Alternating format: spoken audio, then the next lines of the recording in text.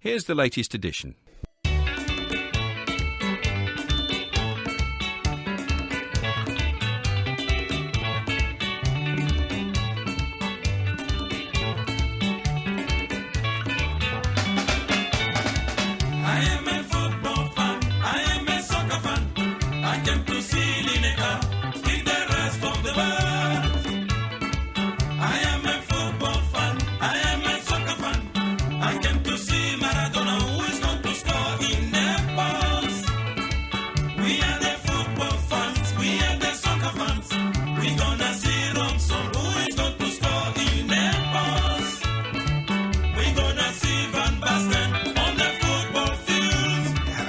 Realise it had that line about Van Basten in there, so I'm glad that we played a little bit more of our World Football Phone-In theme tune than we normally do. The real sounds of Africa there with football fans. So, time to kick off the World Football Phone-In. Incidentally, just a quick word on the theme there. I was cornered yesterday by Ade Adebasan, who you'll know from England's Paralympics basketball team, the young guy with the dreadlocks in a wheelchair and so on. He said, you know, Doctor, I always listen to World Football Phone-In, and I finally managed to find the World Football Phone-In theme.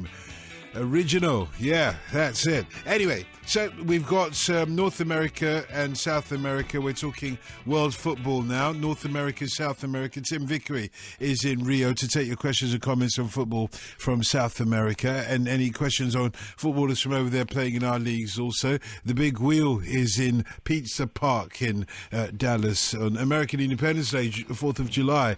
They'll be letting off fireworks very shortly, but between then and now, I suppose we could talk football, American football-wise, and indeed on footballers from over there playing in our leagues. Let's kick off with the gent in Blackheath. Andrew, good morning.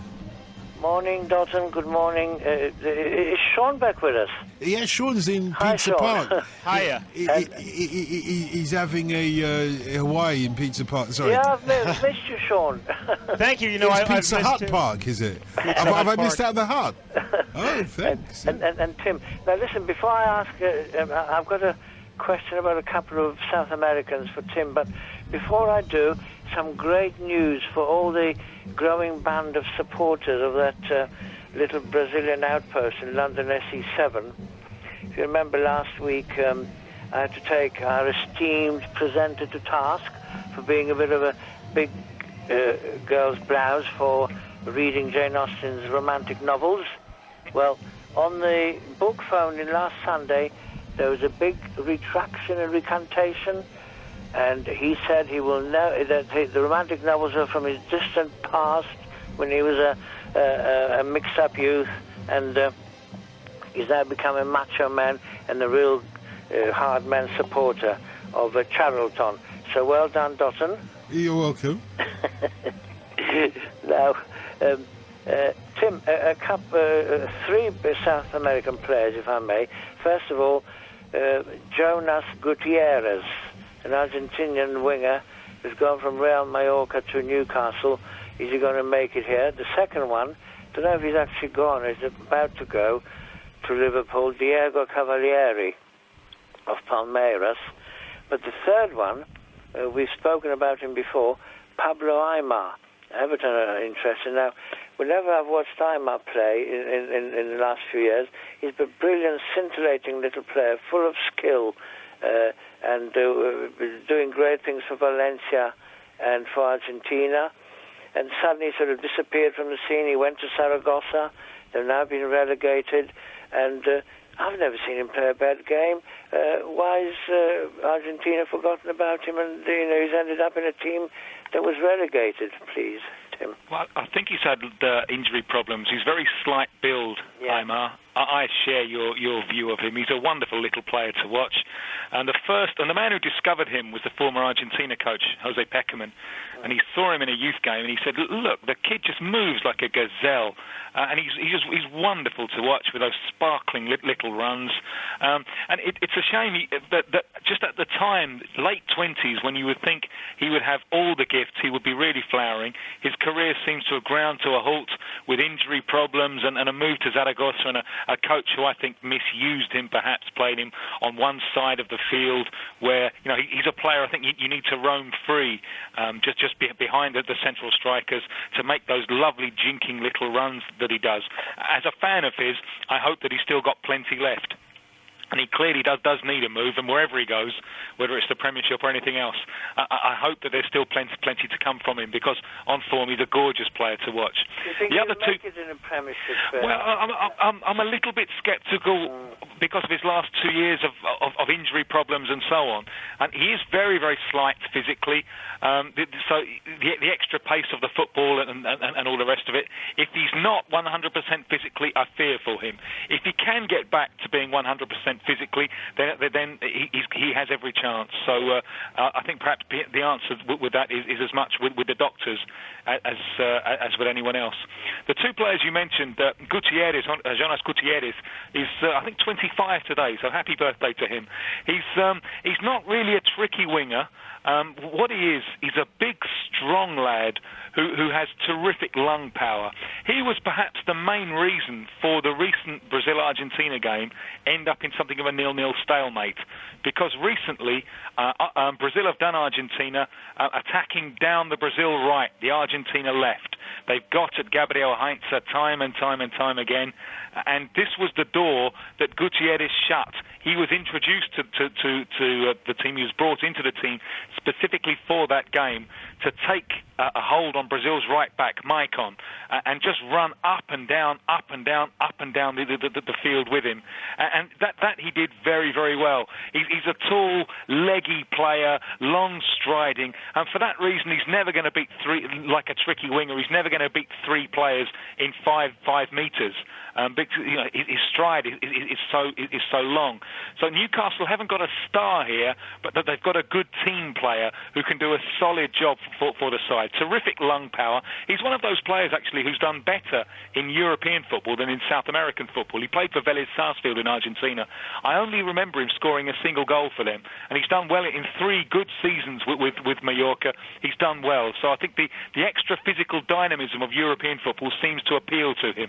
So I think he's a player who could do a solid job for Newcastle, but I don't think he's really going to be a star. And the other one you mentioned, Diego Cavalieri, who's a goalkeeper of Palmeiras, who's in negotiations with Liverpool. I think he's a good goalkeeper, but not a great one. He reminds me a little bit of Paul Robinson, the Tottenham and former England goalkeeper. Same kind of build, not perhaps quite as athletic as some other Brazilian goalkeepers. And quite frankly, if I was looking for a goalkeeper at the moment from Brazil, he wouldn't be a goalkeeper that I'd be looking at. I think he's good, but I don't think he's anything exceptional. By the way, Tim, I enjoyed your piece on the website where I think it's entitled How Africa Won the World Cup via Brazil. Very clever. I enjoyed that. Well, I think part of the intelligence there goes to a certain Mr. Dotton Adebayo on whose website it is. Not at all. Not at all. Well done with that. It was really clever. Andrew, thanks very much for the call. Let's speak to Cleo the Book in Aldershot. Good morning, Cleo. Morning, Dotton. Good morning, Elder Gino. Morning, the Big Wheel. Question of the Big Wheel. About less than a month to go before the Summer Olympics in Beijing, has Josie Altidore been included in the squad? And for Tim, what a fantastic game on Wednesday. A little side like LDU winning the Copa Libertadores. It went to extra time and penalties, as you said, but they come through and they won 3-1.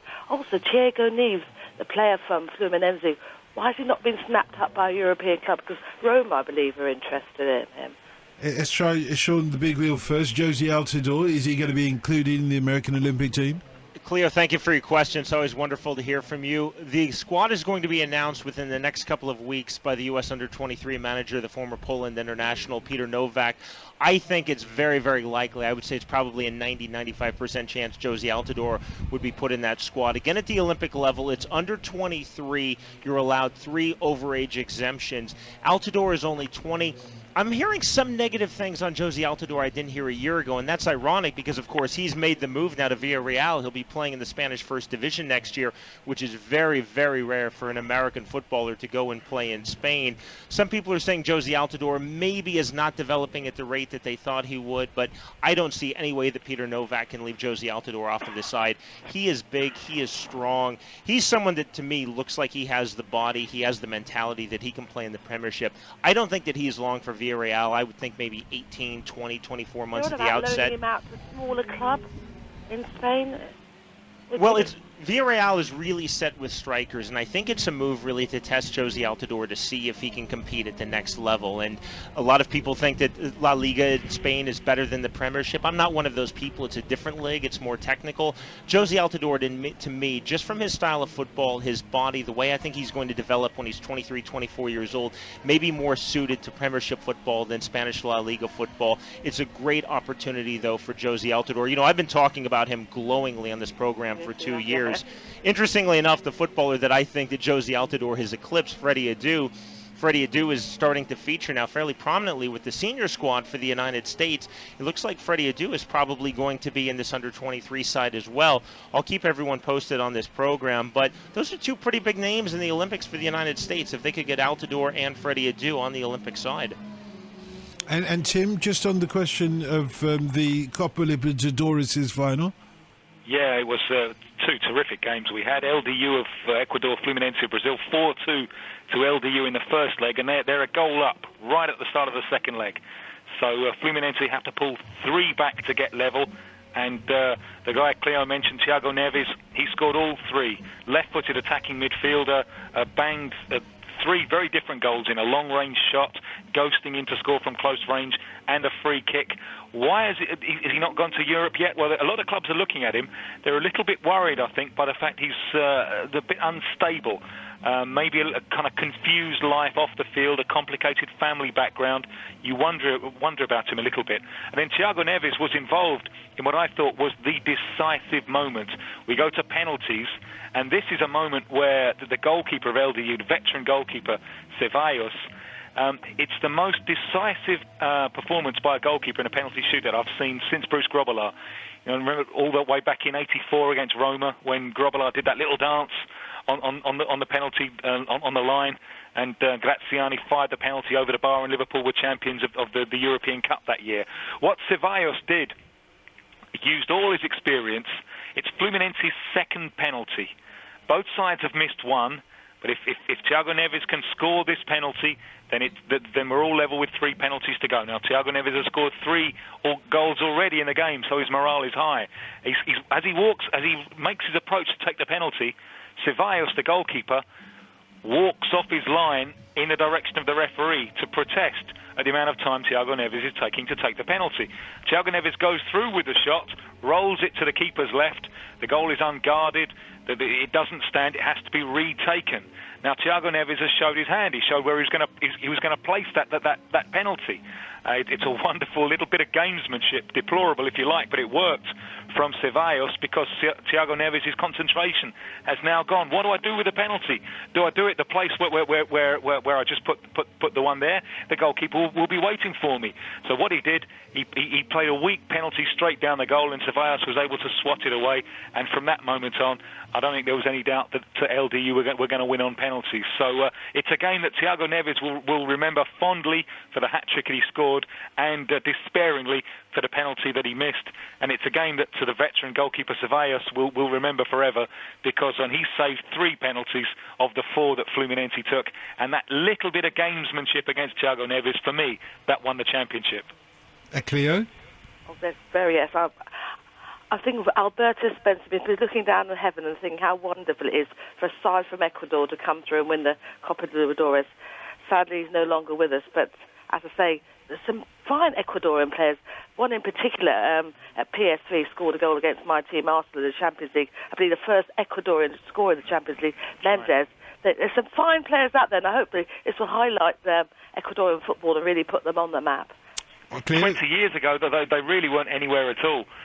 They've made unbelievable strides, Ecuador, and this really does consolidate their place now in South American football. They got to the last 2 World Cups, and now to have a club that wins the Libertadores away from home in a packed Maracanã Stadium, and that really is, I think, a sign of their maturity.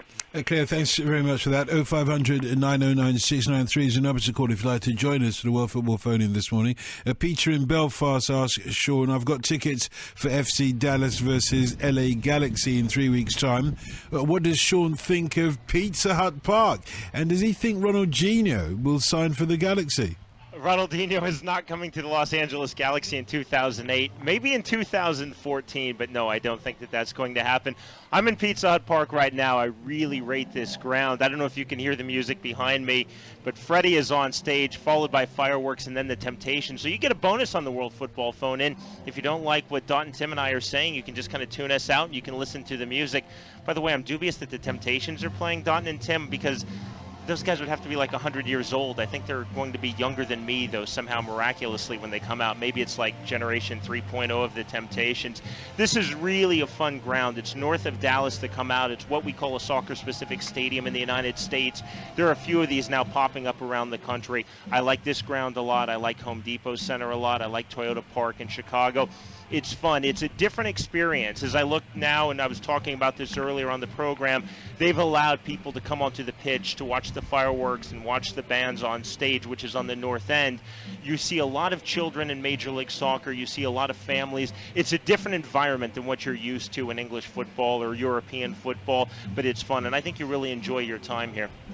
Welcome back, Big Wheel, says Dale. And Danny in Dumbarton says, before Euro 2008, the Big Wheel said he had a feeling that France would win. I was just wondering, was that feeling indigestion? That was a terrible feeling, wasn't it? I also said Samir Nasri was going to be the young footballer of the tournament. I think I had a bad night. You know, no one was talking about France, and now I see why no one was talking about France. I could not have been more wrong. And throughout Euro 2008, I'm watching and I'm thinking, all right, this is the competition now for Portugal and Holland. They're going to be unbeatable. And then, well, look what happens in the quarterfinals. I was in St. Petersburg doing a fight in Russia at the semifinal stage, and I think I got caught up in all of the national glory. I'm in St. Petersburg in my hotel room watching Russia-Spain semifinal with the Russian television commentary. I'm convinced it's the night for Russia. Look what happens. I need to go back to my World Cup 2006 predictions, because I think I was pretty good on that, but I really had a disaster Euro 2008. Saying that, what a spectacular tournament. And it was nice because in the U.S., it was the first time in the history of the United States that we had every single match live and available on television. As recently as Euro 2000, those matches were shown on tape delay, and I have this vivid memory of watching Euro 2000, the final, like 2 weeks on tape delay, and they actually condensed the match into a 2-hour window. So after 90 minutes, they went to commercial, they came back, and they said, France are the champions, here's the golden goal. Thanks, good night, everybody. So it was really nice to see the European Championships on live television, and it shows the evolution. You know, it wasn't until World Cup 98 that we actually had all the World Cup fixtures live on American television. As recently as World Cup 90, we had maybe 16 of the matches, and those were with commercial interruptions. So in not even a full generation, football has come miles and miles and miles in my country. Steve in London, good morning. Good morning, Daniel. How are you doing? I'm very well, thanks very much. You got a question for Tim, yeah? Yeah, I've got. Good evening, Tim. Good evening, Sean. Good evening. You were talking about Ronaldinho. My view is, I think in the Naudi world, I like him to go to my side, Leeds United. But being realistic, I think he'll be better suited for Chelsea. Tim, I've got a question for you. What's the situation with Kaka? Is he? Have you heard anything? Is he coming to the Premiership at all? Well, I think he's very, very important to Milan, and he speaks 100% as a Milan player. I think he's important to them in the way that the older generation, the likes of Costa Curta, have gone. Maldini, I think, one more season and then gone. I think they'd like to build around him as the symbol of their side for a while. So I think Milan are very, very, very reluctant to part with him, and Real Madrid have tried with everything. I would be surprised if he were to move out there. I've heard whispers in the papers over here that he might be going to the Spanish leagues. Well, Real Madrid have made their blind affection for him well known, but his line has been consistently, that he's very, very happy there at Milan. And you can imagine, because he's a very culturally curious kind of guy, and he's the type of guy who, come the close season, won't kind of scuttle back and spend every available minute in Brazil. He'll go around and have a look around other countries. So you can certainly imagine that before the end of his career, he'll want the experience of playing in either or Spain and England. Just for the cultural benefits and the rest of it. But at the moment, what is he now? He's 25. I think maybe it's a little bit early for that, and given the importance that he's granted there at Milan. So, as I say, I might well be wrong on this, but it would certainly be a surprise to me if he moves out of Milan in the next 2 or 3 years. Well, because I just thought when he was playing with AC Milan last season, he didn't look in his former self. I think he struggled a little bit. And, like I think maybe Andy Brassel was continually making the point that the side around him had kind of got old together. A lot of old legs in the side, and Milan were looking for and going through an important rebuilding process, and that they've just got rid now. They've got rid of a few veteran Brazilians. They've got rid of Ronaldo. They're not interested in him anymore. They've got rid of Cafu. They got rid of Serginho, who's been there for years as a kind of reserve left back or left-sided midfielder. New faces beginning to come in. This terrific new young Brazilian striker, teenager, Alexandre Pato. So this is an important year for Milan, because obviously not in the Champions League. If that's the case at the end of the next season, then you could clearly see Kaká wanting to move, because he'll want to play in a club that's in the Champions League. 1 year out, fair enough. 2 years out, that's asking a bit much for a player of his quality. Okay, and what do you feel about Cristiano Ronaldo? Do you think he'll move on from Manchester United? Well, it's a long way from my patch, but I think if history tells us anything, it's that there are a few things more useless than a player who doesn't want to play for you.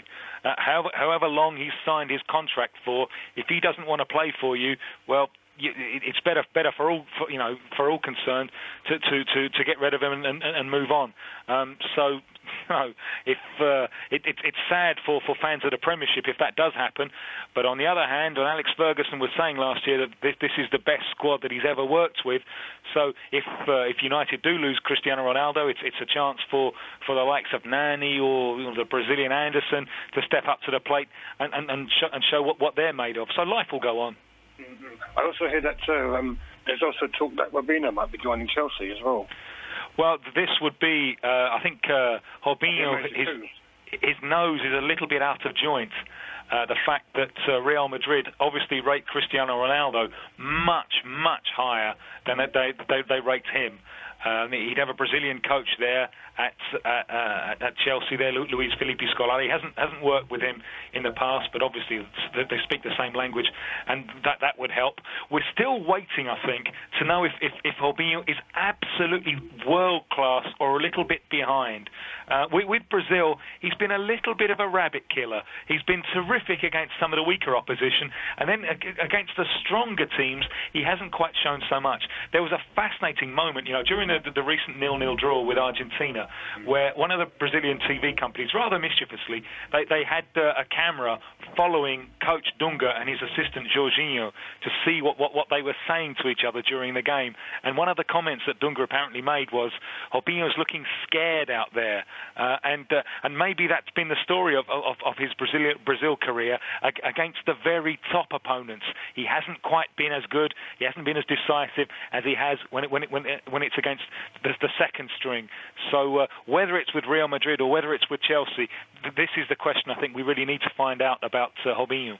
Sean, Davey in Gretna wants to know how the good doctor is getting on at Real Salt Lake. That's Kenny Ducher.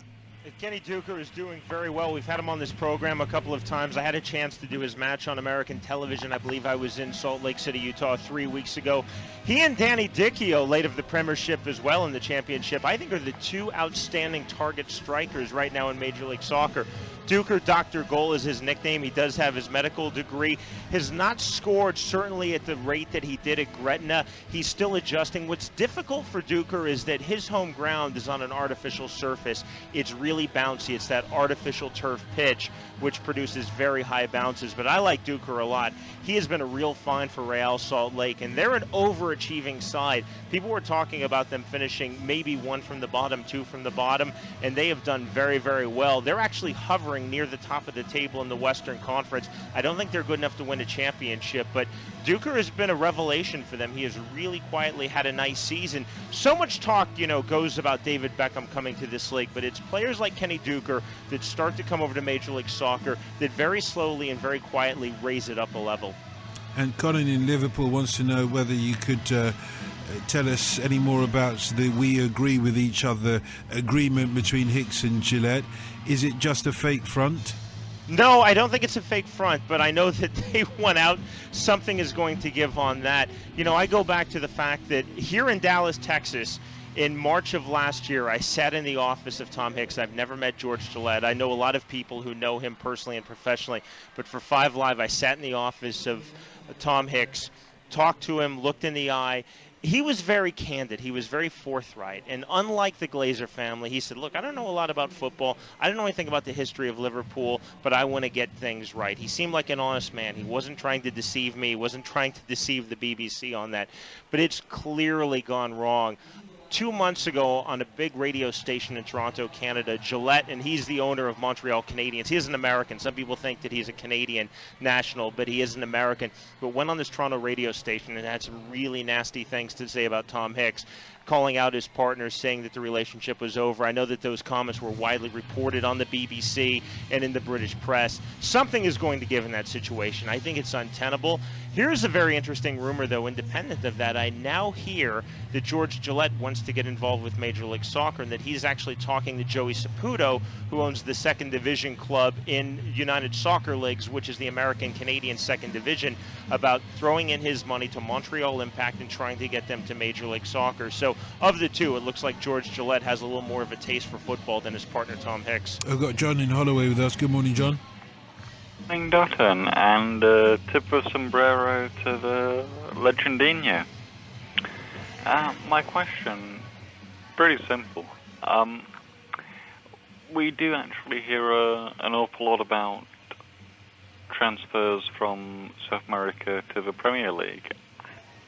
Are there people actually coming to the lower leagues that are actually going to be of any interest? And well, there are. It's happening more and more. There's a Peruvian goalkeeper, Diego Penny, who's going to Burnley.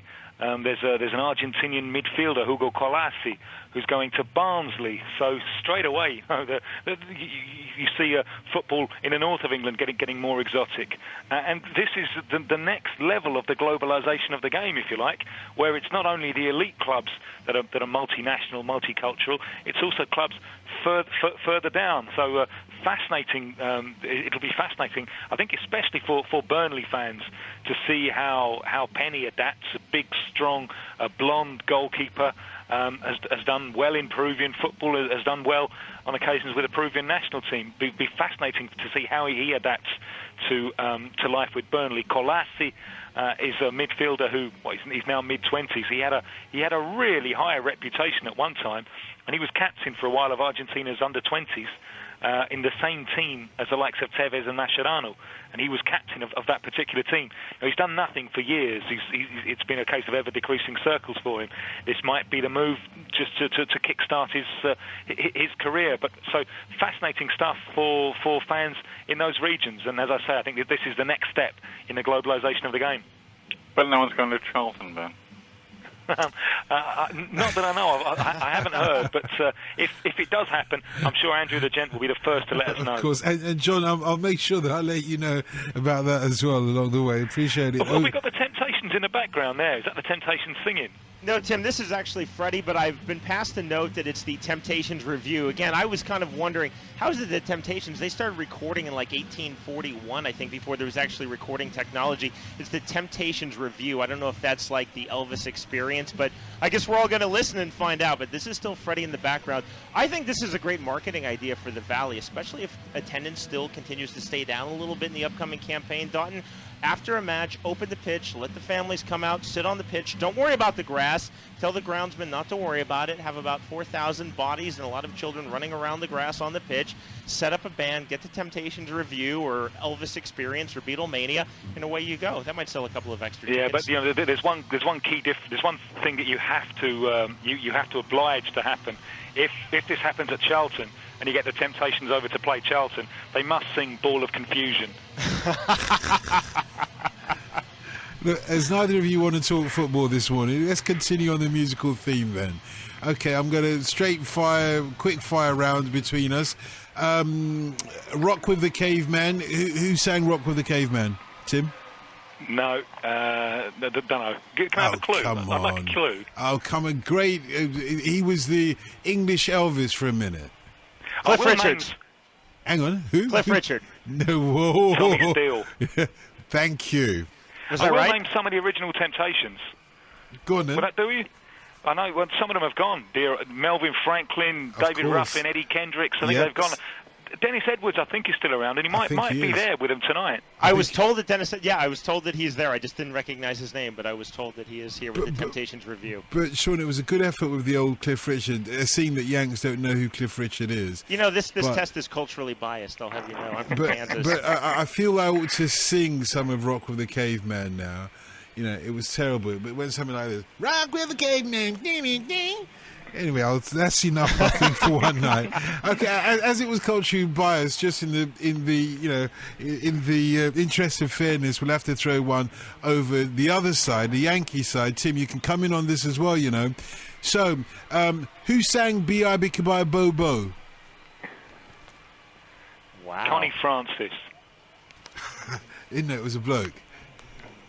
How does it go, Dalton? Well, as I was walking down the street, I saw a crazy cat with a crazy beat. All them cats were going real wild, and all them cats just jumping in the other way. B.I.B.K.B.I. Bo-Bo. Bank keeps grooving. Go. You love me. I love you. B.I.B.K.B.I. Bo-Bo. The Big Gene Bopper. Vincent. Oh, Gene Vincent. Hey, Vickery is on it. Wow. He's on it. The Big Bopper was a good guess, but Vickery Thank you. is on it. And you see, the connection is that he was considered the Yankee Elvis when they were looking for a new Elvis, when Elvis was off to the wars and so on. And Dawson, you are a Renaissance man. You'll be quoting from Jane Austen novels next. I don't think I'll do that again. Let's go on to the football then. Tim, sorry, Sean, this is for you. This is from Ferdinando in Australia. Just wondering who you believe is the greatest North American footballer so far, and who of today's footballers from North America is showing signs of, or do you think could challenge your choice to be the best one day? Landon Donovan, without question. Landon Donovan, to me, is the best footballer on the planet that nobody ever talks about and people outside of the U.S. really know nothing about. Landon Donovan, and in a couple of weeks you'll hear we're doing an entire half hour on World Football with my interview on Landon Donovan. I think that highly of him. You can hear that on World Service and podcast it next to this program on the podcast page. Landon Donovan just turned 26. He is the all-time leading goal scorer for the United States. He is the best player in Major League Soccer. He had his captain's armband removed when Beckham came, and Landon Donovan is such a gentleman, he said that's fine. David Beckham deserves to be the captain for what he's accomplished. I'll step aside. I'll be the vice captain. I'll contribute how I can. 100 caps, fourth youngest player ever to reach 100 caps. He's a revelation. Landon Donovan had two spells in the Bundesliga, the first when he was 16 years old with Bayer Leverkusen. He likes playing in California. His wife is an actress named Bianca Kalick. She lives in Los Angeles. He lives in Los Angeles. Maybe one day he'll come to the Premiership, but he's that rare footballer that says, you know what I have is enough in life. I'm very happy in Major League Soccer. I want to see the league get better. He's automatic first choice with the United States. Donovan, I think, not only is the best American playing football right now, I think when it's said and done, he's far and away the best American ever in the history of the sport. John in Truro, good morning. Good morning. How are you, sir? Very well, thank you. Got a question about the 2014 World Cup, which looks like it's going to be in Brazil. I'd just like to know if Brazil is going to have the infrastructure to host the World Cup successfully, and I'm also wondering what is the level of enthusiasm for hosting it in the country? Good question, actually. When it was announced that Brazil would be hosting the 2014 World Cup. There was absolutely no spontaneous demonstration of joy or whatever. People were far more concerned with the game that their local team was playing that weekend. And Brazil can be very inward-looking that way. It's a wonderful, wonderful opportunity for Brazilian football to drag its stadiums and its transport infrastructure into the 21st century. I don't doubt that Brazil can do it, and I think Brazil will do it. But it's not going to be on the level of a European World Cup with the ease of transportation around Germany last time. It's not going to be like that. I do worry that the opportunity isn't going to be taken advantage of as much as it might do. For me, they're not planning to build enough new stadiums. Most of their stadiums are very outdated, with the fans a long, long way from the pitch. And it seems they're planning to retain that structure for most of the stadiums, which it just mystifies me. I think they'll never get a better chance to build new modern stadiums, and I'm a bit mystified why they would choose not to do that. There are some political problems as well. It seems to me that they're very reluctant to make a decision on the host cities. Very reluctant indeed, for political reasons, because if once the Brazilian FA decide, or the local organising committee decide which cities are going to be used, those cities who have been ignored will then politically pass over to the opposition. I think that's the fear. So it seems to me that they're trying to push the decision towards FIFA. They're trying to make FIFA decide which cities are going to be used. And all of that means time wasted. That's time ticking away, because there's not that long to go before 2014. I don't doubt that come the World Cup, it'll be an excellent World Cup, enjoyed by millions all around the world, and thousands who come over to Brazil to enjoy it as supporters. But what worries me a little bit is the legacy. I think the legacy could be better than it looks like it's going to be. John, you happy with that? I hope it all works out. I mean, I'm a little bit concerned that the World Cup was given to Brazil, purely because they felt it was South America's turn, and maybe there could have been other countries. I think Australia, personally, would have been a better choice, but I'm sure the Brazilians will do a good job. I reckon too. John, thanks very much. Mark in Slough. Good morning, Mark. Good morning, Dalton. Hiya. I'd like to ask Sean a question, if I can, please. Yeah, please, go ahead. Sean, the state of Canadian football, since the Vancouver Whitecaps, with Johnny Giles, Peter Beardsley, in the sort of the good old days, football in Canada seems to have gone a bit quiet. I just wondered, how is it going in Canada? They have a team in the US League next season? Well, they've had Toronto FC since 2007, and that's really centralized, I think, Canadian football. Now, keep in mind the top Canadian internationals are playing abroad. Some of them are kind of toiling in anonymity. They might play in the English Championship. They might play in the Norwegian First Division or the Scottish Second Division. But there are some really good Canadian internationals out there, and there are a number of good ones in Major League Soccer. Canada has been to exactly one World Cup, and that was in 1986. And This is what's really odd, is that in 1986, Canadian football was so far ahead of football in the United States, but by World Cup 1990, the U.S. really, I think, shocked the world. They qualified for World Cup 1990. They were the host, of course, automatic entry in 94, and they've been in every World Cup since 1990. Canada hasn't even been close.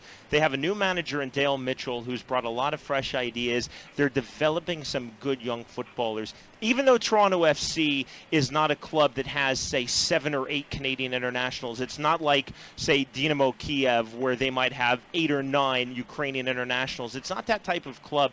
What it's done, though, is that it's brought great attention all across Canada, not just in Toronto or in the province of Ontario, to football. So these 14, 15-year-old kids who might have to decide between playing football, playing ice hockey, and playing baseball say, you know what, I can make my living as a footballer. They're starting to get those players. One thing I look at Canada and I shake my head is, Owen Hargreaves, the outstanding England international, terrific player from Calgary, Alberta. Owen Hargreaves is a once every maybe 40-year player for Canada. How do you let Owen Hargreaves go? It would be like the United States letting Landon Donovan go and claiming citizenship from another country. But that was the state of Canadian football, where Owen Hargreaves thought, you know what, I have this chance for England Canada, well, they're never going to be anywhere. If Owen Hargreaves were 4 or 5 years younger, I think that he would be playing for Canada and not England. And I don't disagree with his decision. Fair enough, if you can play for England. Canada has a very, very good shot of reaching this next World Cup. CONCACAF gets 3.5 spots. The big three clearly are the United States, Mexico, and Costa Rica. But if you look at Trinidad and Tobago getting in 2006, the Reggae Boys of Jamaica getting in 1998, there is not a big power four. Trinidad and Tobago nearly lost in the second round over 2 legs aggregate to Bermuda. Trinidad and Tobago is in a bit of chaos right now. Jamaica is still trying to figure themselves out. There is room for Canada to get in either that 3rd or 4th spot. If they can reach the World Cup, then I think they're a side that will go to the next level. It could happen for them like it happened for the U.S. when they reached World Cup 1990. Thank you, Sean. Also, a question for Tim, please. Yeah, go ahead. Dalton. The Argentinian league, Tim, is split. I believe it's the Clausura and the other one. Yeah, you have to do the opening and the closing. How does this work, Tim? What's the idea behind it? 2 completely separate championships per year. The idea really is to keep the interest level up, because your team is, if it has a bad first half of the year in the first championship, well, it might have a good second half of the year in the second championship. So that's basically the idea behind it. It's 2 completely separate championships. Most South American countries have something similar, that they divide the year into 2. Some of them then have the 2 champions meeting at the end of the year to dispute the overall championship. But that's not the case in Argentina. 2 completely separate championships, 2 champions a year, each with equal weight. And relegated teams, Tim, it's a bit confusing. For example, if the Clausura team in that league comes at the bottom, they get relegated, yes? No, it doesn't work like that at all. Oh. This is done specifically to help out the big teams. Relegation is done on an average of points over 3 years. So that's to protect the big teams. And it nearly didn't protect Racing, who are a traditional team who are in big financial difficulties. They very nearly went down now. They just managed to save themselves on Sunday. But that's the idea. Short championship to keep the interest level up, but relegation is over the long term to help the big teams. Do you think it's a good thing, Tim, overall? I think it's an understandable thing, given the state of South American football. I would prefer an overall champion. I would. So if we're going to have these 2 separate championships, why not then have a match over 2 legs between the 2 champions over the year, so you have 1 champion per year? That's cleaner for me. I was just thinking, Tim, imagine that happening in England, in the Premiership. Paul Dalton, his Charlton team would never come up. You've been listening to a download of the World Football Phone-In from Up All Night at BBC Radio 5 Live. You can put your questions live on Saturday mornings from 2:30am to 4am, or you can email us at upallnight@bbc.co.uk. That's upallnight, all one word, @bbc.co.uk.